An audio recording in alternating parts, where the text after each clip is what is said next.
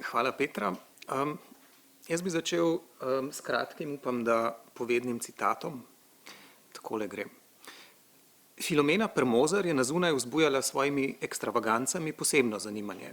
Včasih se je oblekla v športno obleko, jahalne hlače s škornjami in pa jahalnim bičem. Kot taka je prišla nekoč tudi na sodišče. Tako lahko beremo v časniku Slovenski dom z dne 2. maja 1936. Članek je pomemben vsaj iz dveh razlogov. Najprej zato, ker se z njim Filomena Premozer kot izvajalka splavov iz čiste zasebnosti oziroma podtalnosti prvič in tako rekoč tudi zadnjič pojavi v širšem javnem prostoru. Poleg tega je članek, novinarsko poročilo z obravnave Okrajnega sodišča v Ljubljani, pomemben zato, ker pokaže obstoj verige prenosa znanja in vednosti, v katero je bil vpet že Ferdinand Premozer, oče Filomene Premozer. Citat iz članka: imel je dve dekli, ki sta doktorju pomagali pri njegovem poslu, kakor tudi njegova hčerka Filomena. Govorimo seveda o izvajanju splavov zunaj uradne medicine in zgodovina splava nasploh se, kot vemo, skoraj izključno dogaja zunaj uradne medicine. Če želimo osvetliti profil Filomene Premozer kot izvajalke splavov, se zdi v kontekstu omenjenega prenosa znanja in vednosti nujno opozoriti na vpliv, ki ga je imel na njeno delo Ferdinand Premozer. Kot vir so tukaj na voljo zlasti medijska poročila, torej časopisna kronika, ki je ni malo, in pa presenetljivo dobro ohranjeni sodni spisi o Filomeni Premozer, ki jih hrani Arhiv Republike Slovenije. O Premozerju lahko povemo naslednje. Rodil se je leta 1859, bil po poklicu železniški strojevodja. Z družino, vključno s Filomeno Premozer, je na začetku minulega stoletja nekaj let živel v Clevelandu v Ameriki, kjer naj bi se pri nekem zdravniku naučil delati splave. Po prvi svetovni vojni se je družina s precejšnjim premoženjem vrnila v Slovenijo, kjer je Premozer na obrobju Cerknice kupil veliko posestvo. Najpozneje leta 1924 se je začel ukvarjati s svetovanjem o boleznih, zdravilstvom in izvajanjem splavov, že kmalu pa je postal tudi širše znan. V časopisju med letoma 1928 in 1943 zasledimo, kot rečeno, vrsto člankov o njem, najizčrpnejši in hkrati najbolj zanosen opis njegovega slovesa pa je tale iz Slovenskega doma z dne 3. septembra 1943.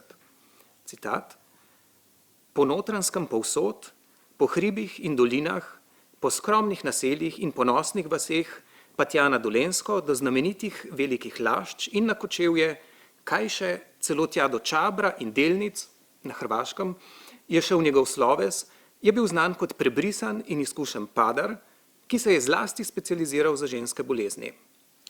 Povsod je slovel in ni čudno, da je imel veliko klientelo, ko so mu ljudje nosili različne darove za razna padarska zdravila, pa tudi za mnoge operacije, ko je ženskam odpravljal telesni plod. Možu so kratko dejali notranjski padar in celo notranjski cajlajs, po enem padarju, ki je v nekdanji Avstriji ljudi zdravil. Konec citata. Mimogrede, mišljenje Valentin Cajlajs, Premozerjev sodobnik in začetnik elektrofizikalne terapije, ki je ob koncu 20. let v avstrijskem kraju Galspach ustanovil družinski, še danes delujoči institut Cajlajs. Toda notranjski padar oziroma notranjski Cajlajs ni deloval le na svojem domu v Cerknici, temveč tudi drugje, med drugim v Ljubljani. Tukaj je bilo mogoče srečati v gostiščih in hotelih na današnjem Gornjem trgu, na Trubarjevi cesti, na ulici Za gradom in na Kolodvorski ulici. Obiskovale so ga ženske, ki so spraševale, tako beremo v časopisju, citat, kdaj doktor sprejema. Konec citata. Potem, ko je bil Premozer od leta 1924 pod nadzorom ljubljanske policije, ga je ta v začetku maja 1928 prijela, ko je v hotelu na Kolodvorski ulici naredil splav ženi nekega železničarja. Kakšno kazen je prejel, takrat ni znano. Leta 1933 ga je okrožno sodišče v Ljubljani obsodilo na 7 mesecev strogega zapora, ker je naredil splav dvema ženskama iz prezida pri Čabru na Hrvaškem. Toda že 3 leta zatem, 1. maja 1936, zdaj smo tam, kjer smo bili na začetku, se je Premozer znova znašel na sodišču. Tokrat je bil obtožen, da je leta 1934, se pravi, še preden je nastopil svojo prejšnjo kazen, naredil splav Mariji Jakopini izpod Slivnice, po katerem je ta umrla.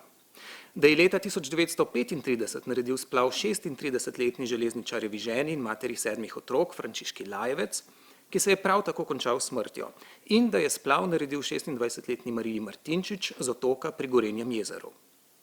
Sodišče je med obravnavo ugotovilo, da je bil Premozer dotlej, pozor, 23-krat kaznovan, od tega 22-krat zaradi mazaštva in enkrat zaradi odprave plodu.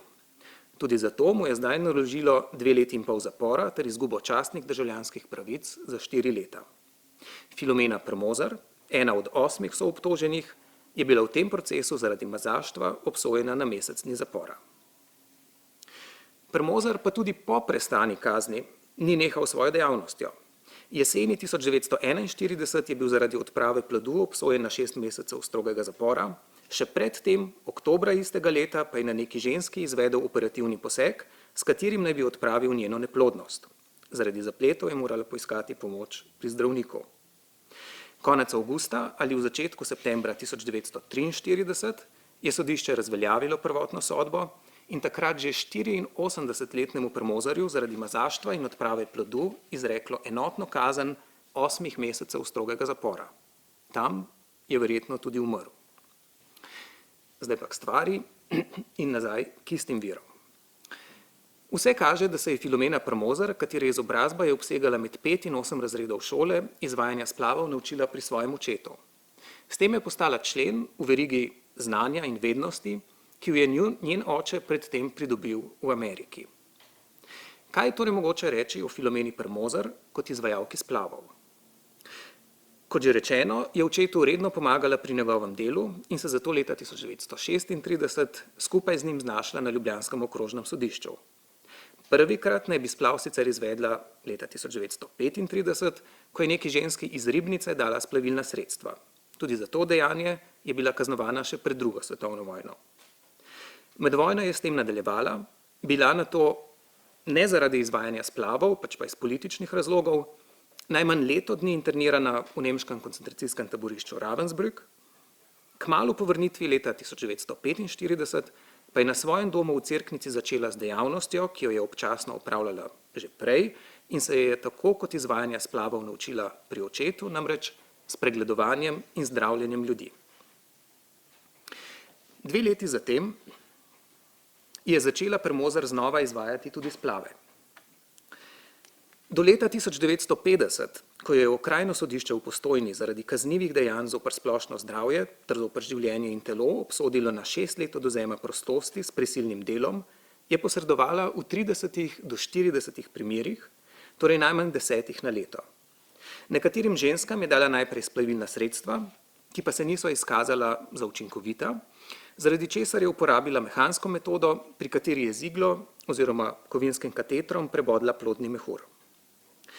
Postojnsko okrajno sodišče je v obrazložitvi sodbe 24. oktobra 1950 zapisalo, da dejanja Filomene Premozer predstavljajo, citat, večjo družbeno nevarnost, konec citata, ter odvzem prostosti s prisilnim delom, torej najtežjo vrsto kazni, med drugim utemeljilo željo, citat, da bi se enkrat za vselej prekinilo v rodbini Premozer izvrševanje takih dejanj. Konec citata. No, želja se ni uresničila, kajti tudi po odhodu iz kazensko-poboljševalnega doma Brestanica, torej iz Reichenburga, 14. julija 1954, je Premozer na svojem domu v Cerknici še vedno izvajala splave. Podatkov, koliko jih je bilo v naslednjih letih, ni, toda dejstvo je, da jo je sodišče, okrožno sodišče v Ljubljani, na podlagi prijave cerkniških miličnikov zaradi izvedbe 3 splavov že 3. novembra 1958 spet obsodilo, tokrat na 10 mesecev zapora. V primerjavi s sodbo Postojnskega okrajnega sodišča iz leta 1950 so dejanja, na katera se nanaša sodba Ljubljanskega okrožnega sodišča, bistveno bolj konkretizirana. Medtem ko za priče, ki so navedene v prvi sodbi, v glavnem ni mogoče povsem nedvoumno reči, v kakšnem razmerju so bile do Filomene Premozer, je ob tistih iz druge sodbe jasno, da gre za ženske, ki so Filomeno Premozer prosile, naj jim naredi splav. Prav tako so v sodbi iz leta 1958 bolj natančno opredeljene okoliščine in izvedba posameznih splavov, in sicer spomladi 1957 je Premozer osebi P, ki je bila v drugem mesecu nosečnosti, naredila splav s pomočjo katetra. Že petič noseča ženska se je k njej zatekla, potem ko ji v zdravniški ambulanti niso hoteli pomagati. Ta splav ni uspel. V začetku leta 1958 je Premozer na to osebi S, ki je bila na začetku nosečnosti, dvakrat dala odvajalne tablete, ki pa niso delovale. V začetku marca je splav poskusila izvesti tudi s katetrom in bila uspešna v drugem poskusu. Nenazadnje je Premozer 29. maja 1958 splav s katetrom poskusila narediti osebi M, ki je bila tako kot P že petič noseča in v tretjem mesecu nosečnosti. Ta splav ni uspel. Zaporno kazen za opisane splave je Premozer prestala v kazensko-poboljševalnem domu Ig pri Ljubljani. 26. novembra 1959 so jo tam izpustili, vrnila se je domov v Cerknico, kjer je živela še dobrih 8 let. Zaenkrat ni znano, da bi tudi v tem zadnjem obdobju izvajala splave.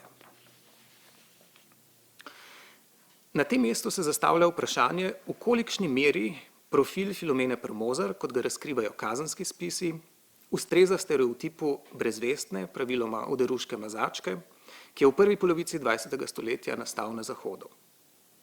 Če pogledamo sodbo Postojnskega okrajnega sodišča iz leta 1950, je osupljivo, da v njej izpovedba Filomene Premozer, po kateri so se ji, citiram, ženske smilile, ker so zahtevale odpravo plodu radi slabih socialnih razmer in številne družine, konec citata, ni deležna nikakršne pozornosti.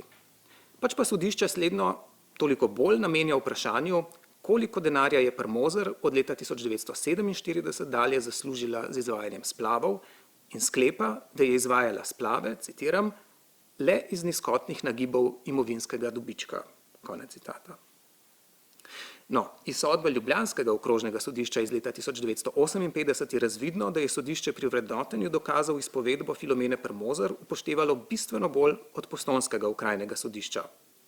Ob splavu, ki ga je Premozer poskusila narediti P proti nagradi 4000 dinarjev in 2 kosov salam, sodišče poudari, da je P obtoženki sama ponudila nagrado in da je obtoženki povedala, da je že petič noseča, kar bi, citiram, pri obtoženki moglo vzbuditi sočutje, konec citata. Tudi v primeru S, ki je svojim fantom Filomeno Premozer pregovorila, naj naredi splav proti nagradi 15 000 dinarjev, sodišče izpostavlja, da je S plačilo ponudila sama. Toda hkrati meni, da njene socialne razmere niso bile takšne, da bi lahko, citat, obtoženko prepričale o nujnosti posega, konec citata. Ob splavu, ki ga je Premozer proti nagradi 13 000 dinarjev poskusila narediti M, pa sodišče spet razmišlja drugače. Čeprav naj bi Premozer vedela, da ima M že 5 otrok in je to v njej, tako kot že pri P, citiram, moglo vzbuditi sočutje, konec citata, naj bi s tem, ko je od nje terjala plačilo, pokazala, citat, določeno stopnjo brezvestnosti, konec citata. Logiko sodišča lahko potem takem strnemo takole. Več otrok, ko ima ženska, tem bolj prepričljivo in upravičeno se zdi sočutje, ki ga ima do nje izvajalec oziroma izvajalka splavov. A le do trenutka, ko ta za svoje delo terja plačilo. Takrat morebitno sočutje zasenčita brezvestnost in koristoljubje. Pri Filomeni Premozer je sodišče prav v zadnji lastnosti prepoznalo motiv njenega delovanja. Ker kazenski spisi in medijska poročila kažejo le zunanjo, oblastno perspektivo, se zdi smiselno, da v rekonstrukcijo dejavnosti Filomene Premozer vključimo tudi izsledke s terena. Preliminarne poizvedbe, ki smo jih v Cerknici objavili, ki smo jih opravili avgusta 2021, so pokazale dvoje. Prvič, zlasti starejši krajani in krajanke še vedno vedo, kje je včasih živela Premozer. Hiši, ki stoji na samem nadelno pogozdenem griču, imenovanem Ranca-Reber, pravijo Premozerjeva hiša, širšemu območju skupaj s hišo pa Premozerjev kot. Prav tako vedo, da sta Premozer in pred njo že oče Ferdinand vrsto let delovala kot zdravilca. Toda drugič, večina tistih, ki so družino Premozer tudi osebno poznali, je bodisi že pokojnih ali pa zaradi zdravstvenih težav povezanih z visoko starostjo, ne more več sodelovati v pogovoru. Toliko dragocenejša vira sta zato informatorja I, letnik 1933, in M, letnik 1942. Prva, I, je v otroštvu in mladosti živela ob vznožju Ranca Rebri, tik ob poti, ki iz naselja vodi navzgor k Premozerjevi hiši. Drugi, M, pa je med letoma 1950 in 1954, ko je bila Premozer v zaporu, živel s teto, prijateljico Filomene Premozer, v Premozerjevi hiši. Septembra 2021 smo z obema ločeno opravili intervju. Kako se torej I in M spominjata Filomene Premozer in njenega izvajanja splavov? Kako močno njuni spomini sovpadajo in nenazadnje, v kakšnem razmerju je podoba Filomene Premozer, kot jo kažejo spominske pripovedi I in M, do tiste, ki jo nudijo kazenski spisi in medijska poročila. V otroštvu in zgodnji mladosti je bila I v dejavnost Filomene Premozer vpeta na poseben način. Ljudem, ki so v Cerknici iskali Premozerjevo hišo, je namreč kot stanovalka zadnje hiše v naselju, preden se je šlo na Ranca Reber, pogosto kazala pot ali pa jih tja spremila. Pri tistih, ki so spraševali za pot do Premozerjeve hiše, je šlo v glavnem za dekleta oziroma mlade ženske, ki so bile v stiski. Prihajale naj bi oddaleč, tudi iz Hrvaške. Kot pravi I, takrat ni vedela, da so omenjene ženske želele splaviti. Ženske so prihajale zgodaj zjutraj ali pozno zvečer, tiste pa, ki so prišle zvečer, so pri Filomeni Premozer večkrat tudi prespale. Ker je I, kot nekateri drugi okoliški otroci, v Premozerjevo hišo pogosto nesla vodo iz vodnjaka, še vedno ve, kakšna je bila njena notranjost. Sama hiša, pravi, je bila za tiste čase bogata. Za nas je zanimivo zlasti to, da se I spomni tudi prostora, v katerem je Premozer izvajala splave. Ta, tako imenovana operacijska oziroma ordinacija, kot pravi, naj bi se nahajala v nekakšnem prizidku hiše, v prostoru je bila velika miza, I se spomni tudi številnih stekleničk, ki so se nahajale v sobi. V njih naj bi Premozer hranila zdravila, ki jih je pripravljala iz doma nabranih zelišč, ali pa takšna, ki jih je kupila v lekarni. Ob vprašanju, kakšnega značaja je bila Premozer, I poudari njeno radodarnost. Iz časa po njeni smrti, ko je v Premozerjevi hiši živela le še ena izmed njenih prijateljic, pa pove anekdoto, ki kaže, kako močno so v Cerknici Filomeno Premozer povezovali z izvajanjem splavov. Citat iz pričevanja. In se spomnim, ko je pol ena sama vstala, ali je bila Angela, ali je bila Marija, ne vem moment, ne, pa je Oljkovo mamo prosila: Ančka, a bi prišla k meni? Mene je strah, sama sem gori. Pa pravi Oljkova mama: tako bom povedala, kakor je ona povedala. Zelo bi šla rada, veš, ampak mene je pa še bolj strah. Če bi vsi vstali, bi bil polhen Rancebrebar otrok. Glavc. Konec citata. V srhljivi pripovedi Oljkove mame je Ranca Reber torej kraj vseh otrok, ki jih je pomagala splaviti Premozer, pravzaprav tolikšne množice, da bi, če bi jo živela, svojimi telesci zapolnila ves grič. Kot že rečeno, je M med letoma 1950 in 1954, ko je bila Filomena Premozer v zaporu, živel s teto v Premozerjevi hiši. Iz tega obdobja se spomni, da je okolica podpirala po svojih najboljših močeh. 2-krat ali 3-krat na leto naj bi zanjo celo zbirali razne priboljške, slanino, salame in podobno in jih nato v večjem paketu nesli v Reichenburg. Medtem ko je sodišče leta 1950 menilo, da je Premozer splave izvajala iz koristoljubja oziroma želje po dobičku, M takšne navedbe zavrača. Deloma v širšem kontekstu govori, prav nasprotno, o človekoljubnosti in o tem, da so v Cerknici družino Premozer zaradi njene pomoči ljudem v stiski visoko cenili. Glede na to, da je M v Premozerjevi hiši živel 4 leta, ne preseneča, da pozna hišo in njeno okolico še precej bolje od I. Tako kot I se spomni tudi prostora, ki mu slednja pravi operacijska oziroma ordinacija, toda s pomembno razliko. Medtem ko I govori o prizidku, ki pa naj ne bi bil povezan s Premozerjevo hišo, je M to nejasnost odpravil na licu mesta. Na griču, kakšnih 20 metrov za hišo, je po upravljenem intervjuju pokazal goščavo, znotraj katere je, kot pravi, včasih stal zidan objekt s streho, velik približno 4x3 metre. Prav tam, tako rekoč v naravnem skrivališču, naj bi Premozer izvajala splave. Kar zadeva notranjost hiške, se M podobno kot I spomni, da sta bila v njej miza in omara s stekleničkami za zdravila. Poleg tega naj bi ob eni od krajših sten stala postelja. Ta teren, ki ga obdaja goščava, deluje divje in zapuščeno. Na tleh je ponekod videti gradne kamne in opeke. Ampak tisto, kar je med ogledom osupnilo tako informatorja M kot mene, je več kot 50 let stara steklovina, ki je ležala med odpadlim listjem ali pa štrlela iz zemlje. Pri tem ni šlo le za črepinje, temveč tudi za bolj ali manj v celoti ohranjene stekleničke različnih velikosti in oblik. Nekatere med njimi so preproste lekarniške stekleničke, ki vsebujejo zgolj podatek o svoji prostornini. Domnevamo lahko, da sta Filomena Premozer in verjetno že pred njo oče Ferdinand v njih shranjevala doma pripravljene zdravila. Pri drugih stekleničkah pa je očitno, da gre za industrijske izdelke. Če tukaj sklenemo, ohranjeni kazenski spisi, medijska poročila in izsledki s terena pričajo, da je Filomena Premozer v domačem okolju delovala več desetletij, kar kaže na to, da je imela tam pomemben status. Poleg tega razkrivajo del verige prenosa znanja in vednosti, v kateri je bila zadnji člen prav Premozer. Kazenski spisi v veliki meri potrjujejo stereotip brezvestne, umazane, praviloma oderuške mazačke, ki ga je v izvajalcih in izvajalkah splavov v prvi polovici 20. stoletja ustvarila zahodna kultura. V sodbi Okrajnega sodišča v Postojni iz leta 1950 je ta stereotip izrazitejši kot pozneje v sodbi Okrožnega sodišča v Ljubljani iz leta 1958.